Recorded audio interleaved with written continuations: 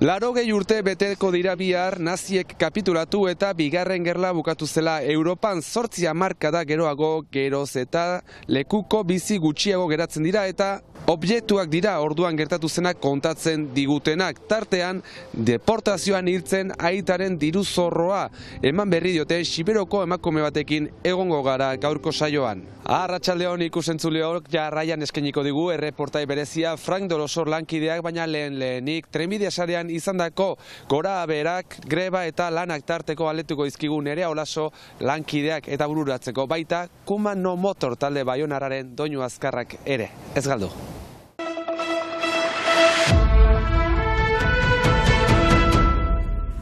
Trenetako langileen greba egunak aste hontan eta zubiaren hastapen honetan egun beltza izaten ari da gaurkoa. Sont spécifiques à deux grands métiers, les contrôleurs de train, vous savez. Tren kontroladoreen baldintzengatik ari gara greban. Segurtasuna ziurtatzen duten langileak eta txartelak saltzen dituztenak dira.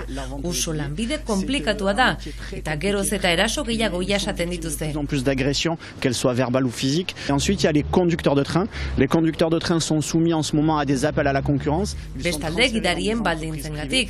Datozen privatizazioekin asko enpresa pribatuetara lan egitera bidaliko dituzte eta lan baldintza horiek ziurtatu nahi ditugu diote. Les outils de commande, c'est-à-dire la façon dont on va travailler tous les jours, que ce soit dans une entreprise privée ou que ce soit dans une entreprise de droit public.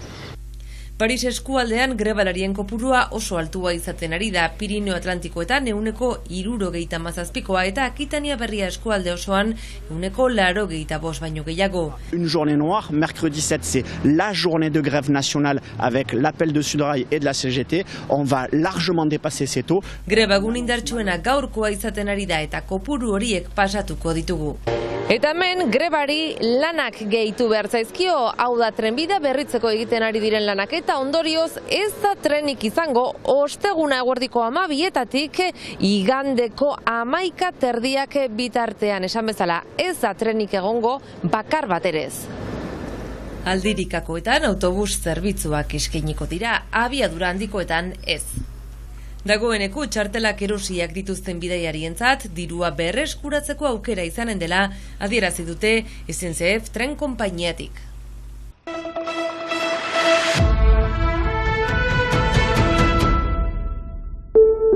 Larruzko diru zorro hau Jean Iribarne Siberutajarrena zen, gamerezi igan sortua 1912an. Munduko bigarren gerla garaian norbaitek salatu zuen, aliatuak hegoalderat joaten laguntzen zituen erresistentzialaria zen, alemanek deportatu zuten. Alemaniako Neuengamme konzentrazio eremuan hil zen 1955an. Marielen bere alaba orduan sortu zen. Aitak eta alabak ez dute sekulan elgarrikusi. Hiru ikerlek diru zorro hau aurkitu dute, 80 urte geroago eskuetarat eman diote. Eta hola, gaiz izan da preposta oentako. Nik anai arrebak handititzen eta musa zaideten den eguninko. Eta gero preposta hola duzu. Molsa diru zorroaren barnean argazki hau izena ere bai Marian Iribarne atarratze Otsoaitz etxea ikerleek agiri horri esker aurkitu dute Marielen.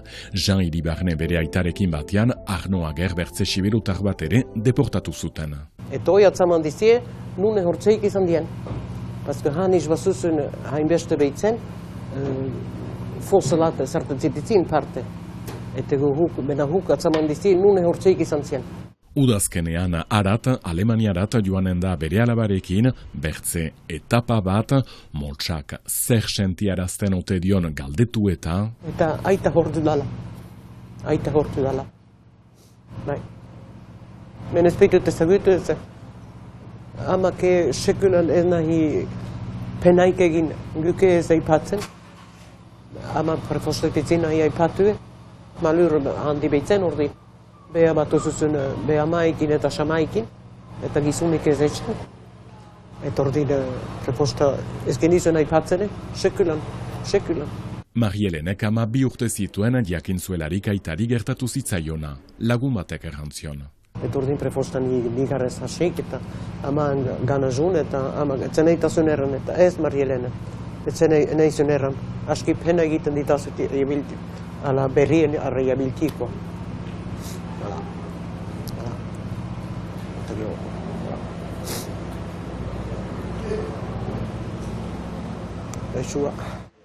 Marie-Hélène gerlaren biktima da.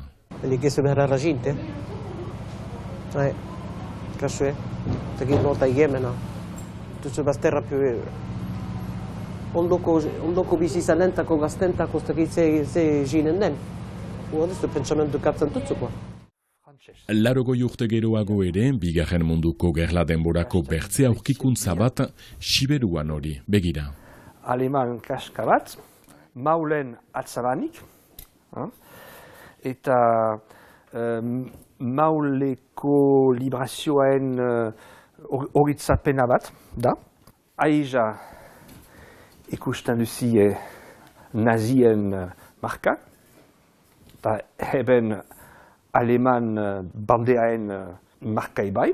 8 markada geroago, hau ere historia harrigarria. Aleman soldadu batek utzi du maulen, hobeki eranuke kaskaroi ahantzik izan dela. Mauletar batek, ototegi batetan, atzaman du eta begatu. Eta dila urte bat, gue elkartiai eman erakusketa bat egin batez antolatzen balin badugu, erakasiko dugu.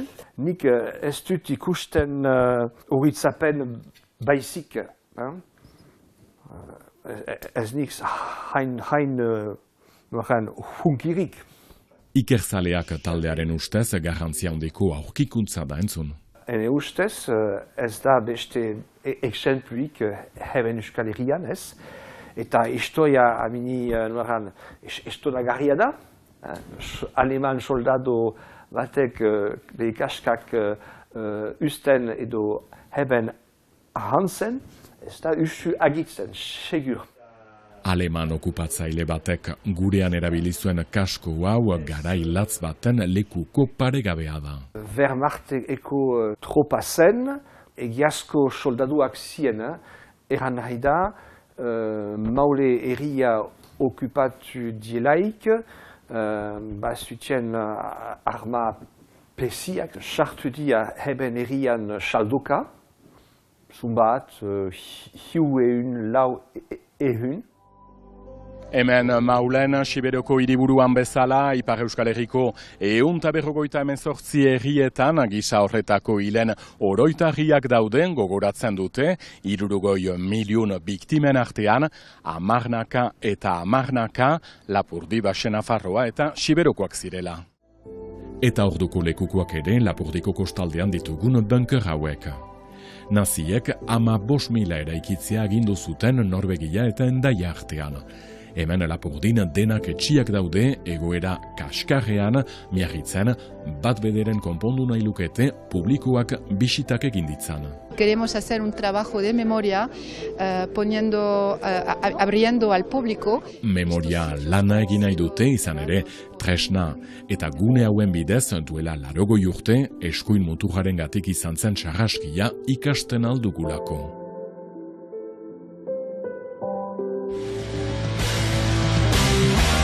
Puma no motor Baionako hirukoteak haize kontra abestiaren bideoklipa aurkeztu berri du. 2023an plazaratutako Baiona Zikina diskoan dagoen kantak bere burua inguratzen duen errealitatearekiko kritiko agertzen diren pertsonak ditu aipagai. Dena zalantzan ematen dutenak modu aske eta independentean pentsatzen dutelakoan, baina hala izan gabe. Duela 15 urte inguru sortu zen proiektuak jada 100 kontzertu baina gehiago eman ditu denbora honetan, eta Euskal Hardcore Punkaren harribitxi bat dela esan genezake Iban Karrikano, Txomin Urriza eta Matin Idopek gorpuzten duten taldea.